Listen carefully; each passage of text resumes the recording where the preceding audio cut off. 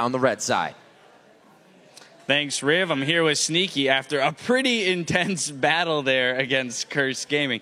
Now, that win brings you guys to 13-9, which ties you with CLG up in second place. So first off, how does that feel going into the last 6 games of the season? It actually feels really great knowing that we're higher in the ranks now. We've been 5th place the entire season, about around then, and now we're actually moving up. And I think we are improving our play, and it is showing. I asked Balls a little bit about it yesterday, and I just want to follow up with you in that having been a first-place team in the past couple splits and having that kind of mentality of, you know, we're doing super well, what have you learned so far this split from the losses that you've picked up that you think is propelling you now later in the season into, you know, kind of that top tier?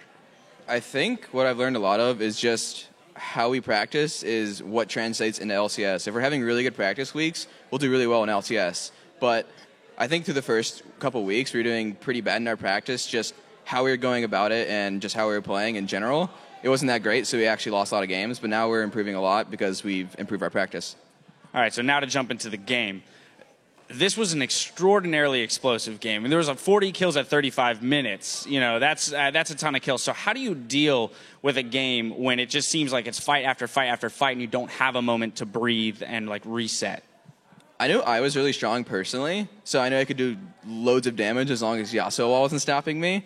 So I didn't really tell it to my team, but they knew how strong I was. So we kind of just played around me in the fights, at least I think. I was playing in the back, just waiting till my W was up to go in at all. And I think it kind of turned out pretty well for us, even though we had really close fights. Yeah, following up on that, the fact that you were so strong, but also so squishy compared to the other members of your team. I mean, you had a huge Mundo, a huge Rise, a Braum, so you knew the target was on your back. With a Yasuo and an Evelynn, one, how stressful is that? And then two, what are the steps to dealing with that when in a really hectic team fight? It's not actually that stressful as long as I know I have my flash up. If I don't have flash, I'm literally going to die. It actually happened right after they got Baron. I didn't have flash up, and I died for it. But every other fight that I had flash, I was almost impossible to kill just because of Bork and Trinity Force making me so impossible to kill through sustain and just move speed, I guess. All right, well, another question would be that at the end of the game there, you guys got that ace, and you were pushing down the middle. Who made the call to go ahead and try and finish it, knowing that the timers and the death timers were going to be pretty close to coming back up? I think it was mainly high, but we were like, well, couldn't we do Baron? But it's not like we're really going to get anything off Baron because it'll only be me and Meteos getting the buffs. So we just went for the push, and it worked out. All right, my final question for the day would be looking ahead at playoffs. Who do you feel is going to be your toughest competition when it comes to those semis and finals?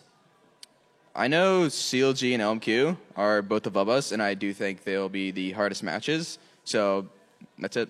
All right, well, best of luck in those matches. Thank you so much. It looks like you guys are moving pretty strong into the postseason. Anyway, we're going to throw it back up to Riv and Jack.